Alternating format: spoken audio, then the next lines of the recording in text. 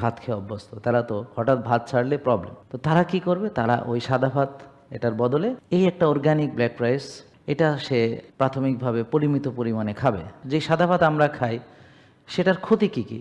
এক, সেটা নন জিএমও নয়, অর্থাৎ জেনেটিক্যালি মডিফাইড বা hybrid most of the time. দুই, সেটা উৎপাদন কেমিক্যাল ফার্টিলাইজার ব্যবহার করা হয়। তিন, কেমিক্যাল পেস্টিসাইড ব্যবহার করা হয়।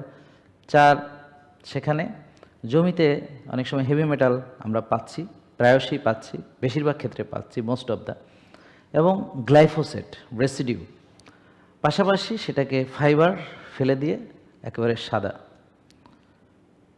ফাইবার নেই, ফাইবার ফেলে দেওয়া হয়েছে।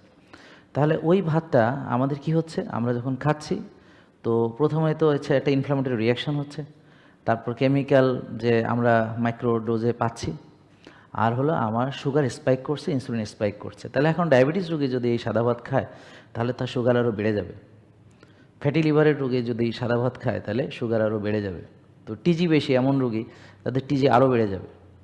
আর যাদের ইনসুলিন রেজিস্ট্যান্স, ইনসুলিন বেশি, হাইপার ইনসুলিনিমিয়া, তাদের ইনসুলিন বেড়ে যাবে। তো এই জন্যে সে সাময়িক সময়ের জন্য ভাত খাবে না। এখন কথা হলো, যারা অনেক দিন ভাত খেয়ে অভ্যস্ত তারা তো হঠাৎ ভাত ছাড়লে প্রবলেম। তো তারা কি করবে, তারা ওই সাদা ভাত এটার বদলে এই একটা অর্গানিক ব্ল্যাক রাইস, এটা সে প্রাথমিকভাবে পরিমিত পরিমাণে